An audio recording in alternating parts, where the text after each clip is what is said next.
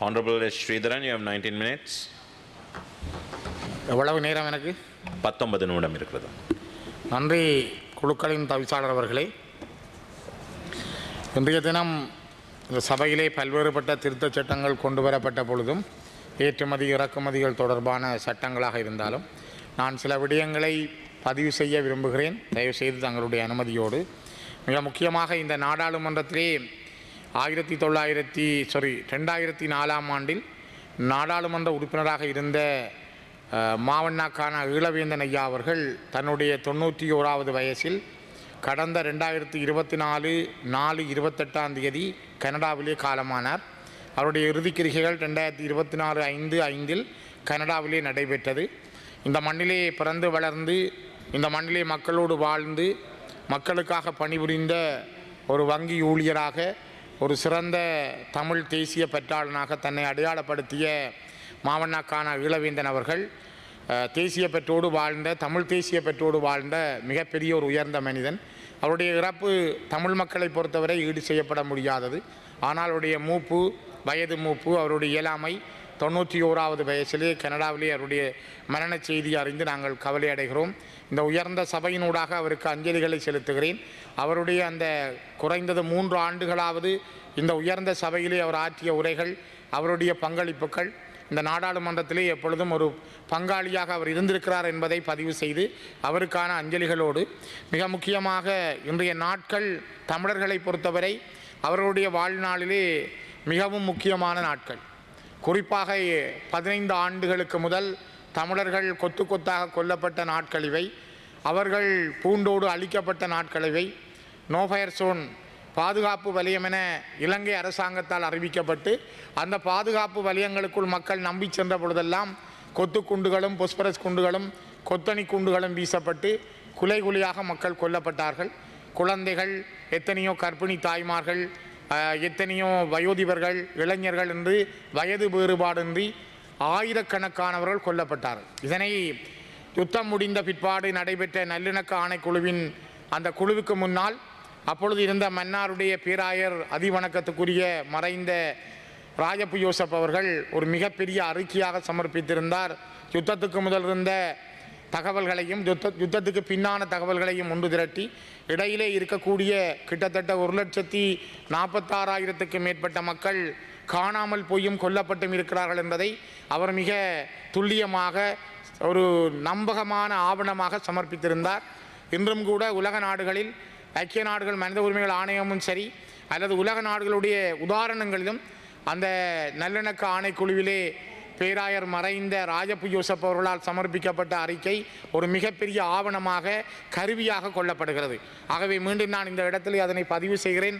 ஏனென்றால் இவ்வளவு மக்கள் கொல்லப்பட்டும் இந்த நாட்டிலே எந்த ஒரு திராணியுள்ள, தைரியமுள்ள ஒரு சிங்கள தலைவரும் ஒரு மன்னிப்பு கேட்டதாக அல்லது அந்த மக்களுக்கு ஒரு ஆறுதல் சொன்னதாக இதுவரை நடைபெறவில்லை. இப்பொழுது கூட இந்த நாட்டிலே ஒரு ஜனாதிபதி தேர்தல் பற்றி பேசுகிறார்கள் கௌரவ குழுக்களின் தவிசாளர் அவர்களே. ஆனால் நேற்றைய தினம் 12ஆம் தேதி தமிழ் மக்களுடைய இந்த இன அழிப்பினுடைய வாரம் ஆரம்பித்திருக்கிறது. நான் நேற்று திருகோணமலை மாவட்டத்தினுடைய சீனன்வெளி என்கிற கிராமத்திலே அந்த மக்களோடு முள்ளிவாய்க்கால் கஞ்சி அருந்தி அவரோடு நான் இந்த விடயங்களை ஆராய்ந்திருந்தேன்.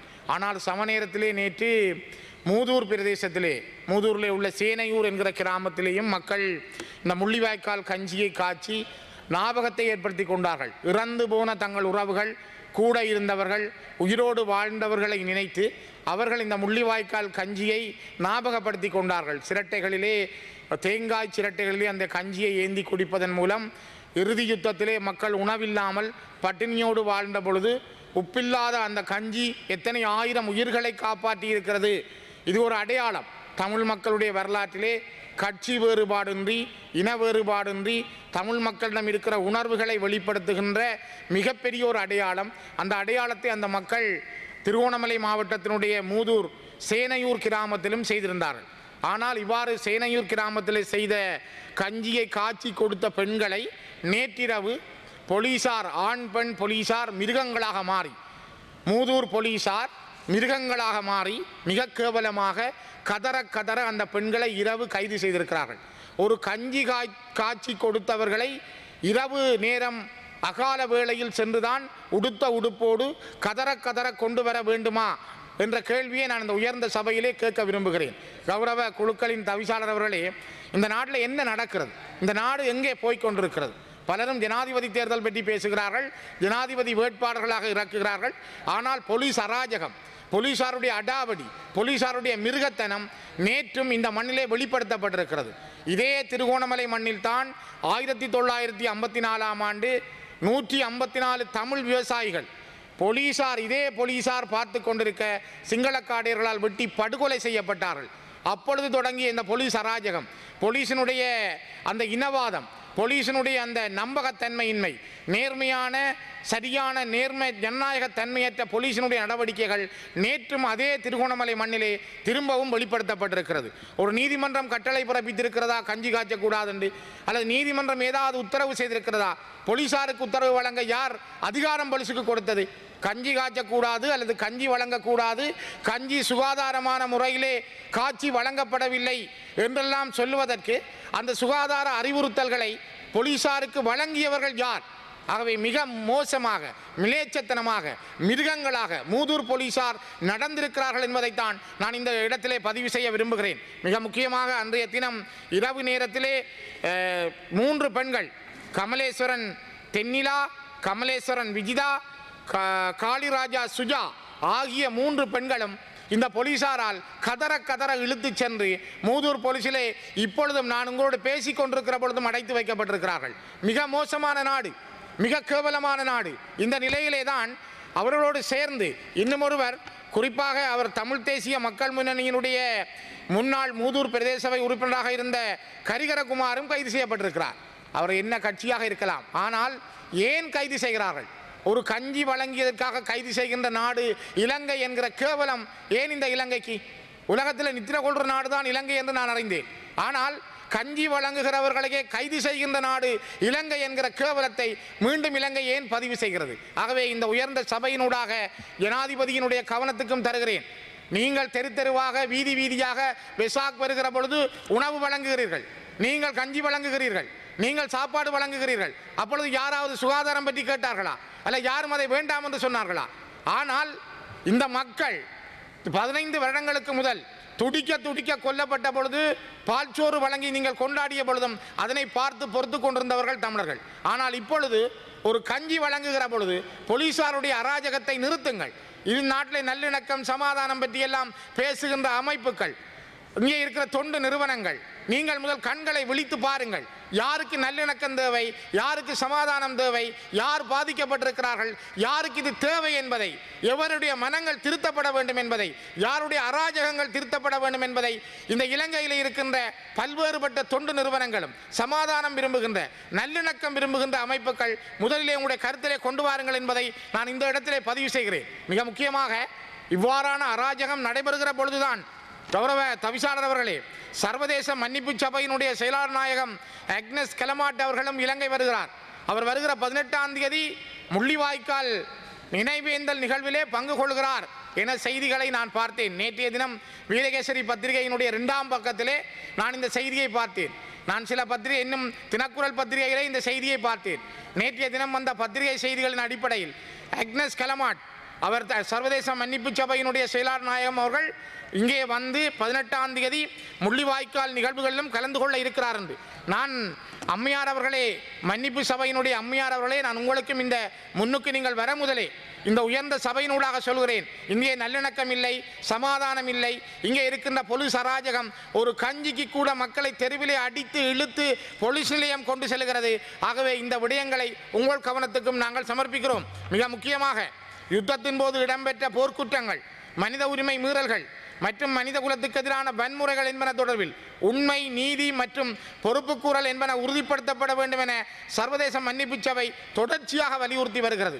லண்டனை, பிரித்தானியாவை மையமாக கொண்டிருக்கின்ற இந்த சர்வதேச மன்னிப்பு சபை இந்த விடயங்களை, பொறுப்புக்கூறல், மனித உரிமை, இந்த விடயங்களில் அடிக்கடி வலியுறுத்துகிறார்கள். ஆனால் இலங்கையில் அது நடந்திருக்கிறதா?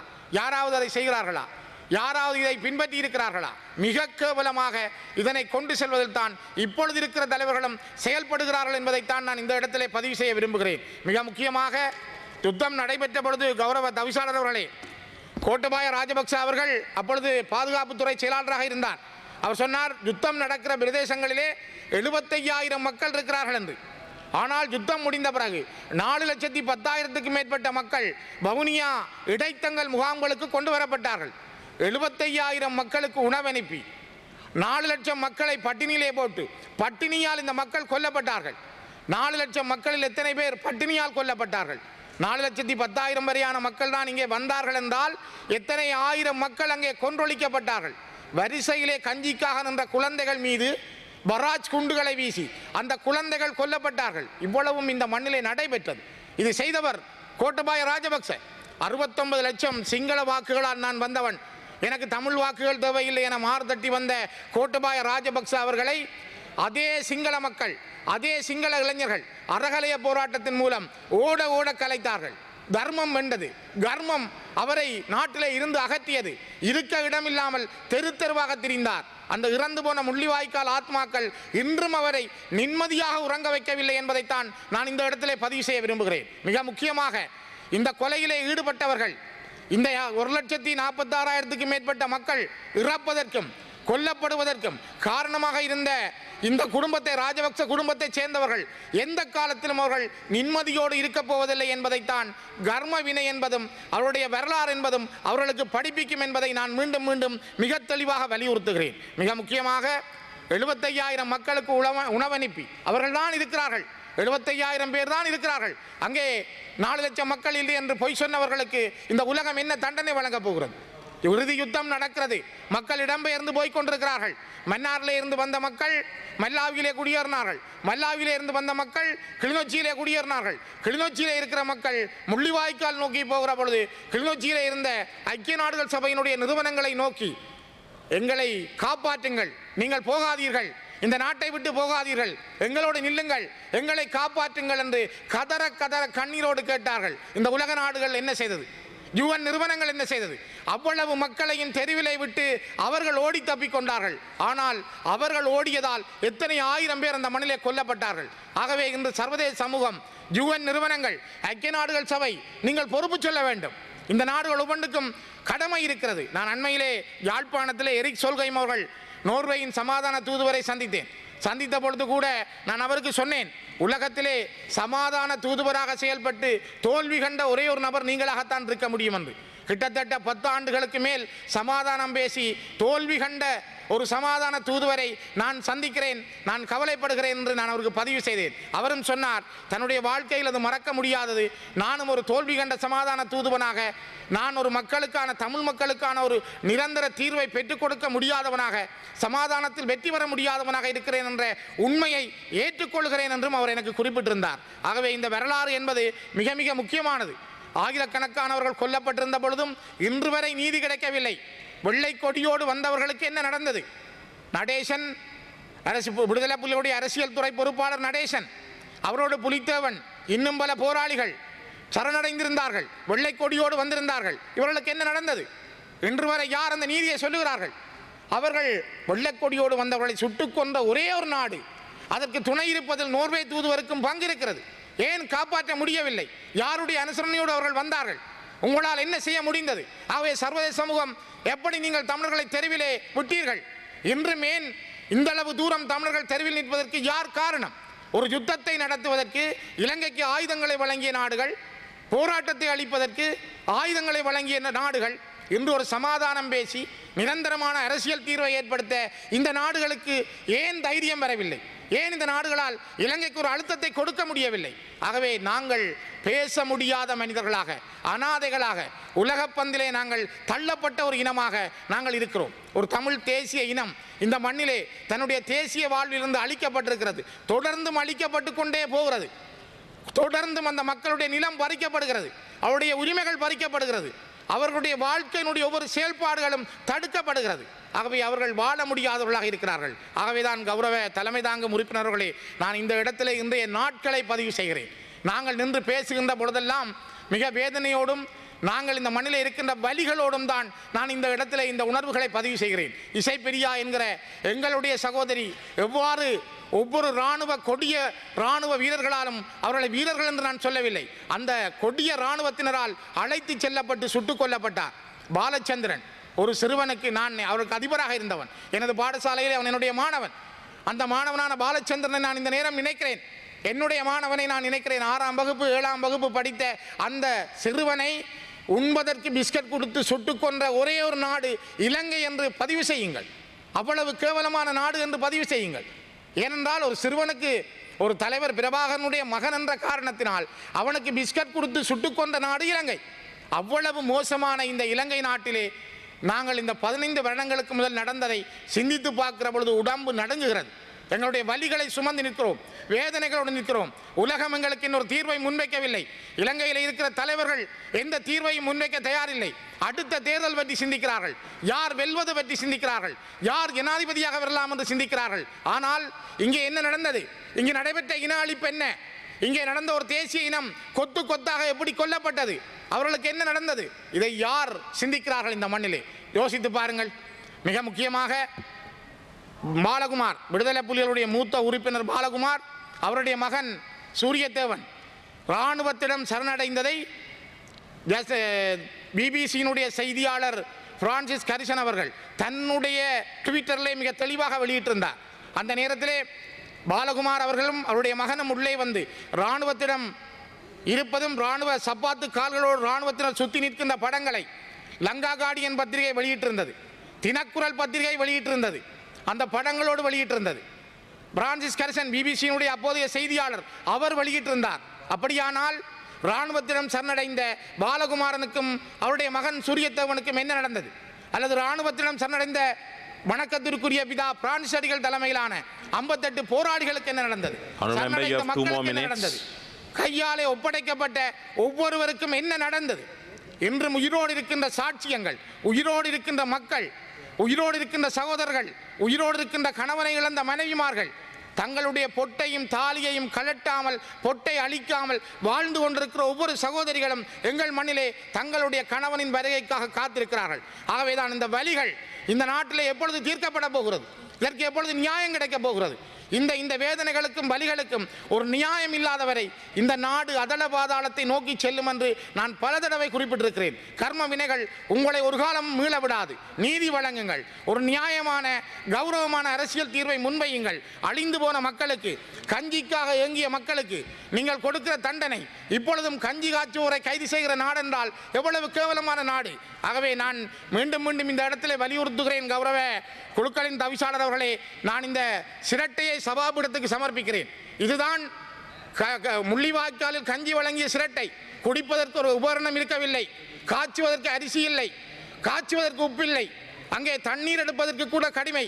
அவ்வாறான நிலைமையில் வெறும் உப்பில்லாத கஞ்சியை காய்ச்சி இந்த சிரட்டையிலே தான் அந்த குழந்தைகள் குடித்து உயிர் தப்பினார்கள், அந்த மக்கள் குடித்து உயிர் தப்பினார்கள். அதனால் ஒரு முள்ளிவாய்க்கால் அடையாளமாக இந்த சிரட்டையை நான் சபாபீடத்துக்கு சமர்ப்பிக்கிறேன். தயவு செய்து பாராளுமன்றத்தினுடைய நூதன சாலையில் இந்த சிரட்டையை வையுங்கள். 15 ஆண்டுகளுக்கு பிறகாவது அந்த மக்களுக்கு இந்த சிரட்டை முள்ளிவாய்க்கால் மே 18 ஞாபகப்படுத்துகிற சிரட்டை என்பதை ஞாபகப்படுத்துங்கள் என்று கூறி இதனை நான் சபாபீடத்துக்கு சமர்ப்பிக்கிறேன். மிக முக்கியமாக எங்களுடைய மக்களுடைய கண்ணீருக்கும் வலிக்கும் இந்த நாட்டில் இருக்கின்ற தலைவர்கள், நீங்கள் ஜனாதிபதியாக வரலாம், பிரதமராக வரலாம், அமைச்சர்களாக வரலாம். ஆனால் இந்த நாட்டிலே மக்கள் இப்பொழுதும் தெளிவோடு தான் தமிழர்கள் இருக்கிறார்கள். எங்களுக்கான அரசியல் தீர்வு என்பது ஒரு நியாயபூர்வமானதாக, அவர்கள் மீண்டும் மீண்டும் இந்த மண்ணிலே பறிக்கப்படாத அதிகாரங்களோடு நிலையானதாக நிற்கக்கூடிய வகையிலே அது எவ்வாறு இருக்க வேண்டும், அந்த ஒற்றையாட்சி இல்லாத ஒரு சமஷ்டி ஆட்சிக்குள் அந்த தீர்வு எவ்வாறு அமைய வேண்டும், அதை கூட இந்த இழப்பிலிருந்து கேட்கிறோம். இவ்வளவு இழந்த பிற்பாடும் நாங்கள் ஒரு நீதியான கௌரவமான சமாதானத்தை, ஒரு நிரந்தரமான அரசியல் அதிகாரத்தை இந்த இடத்திலே கேட்கிறோம் என்பதைத்தான் நான் இந்த இடத்திலே மீண்டும் பதிவு செய்து நிறைவு செய்கிறேன். நன்றிகள். Thank you. Honorable Vijitha Herath, you have 9 minutes.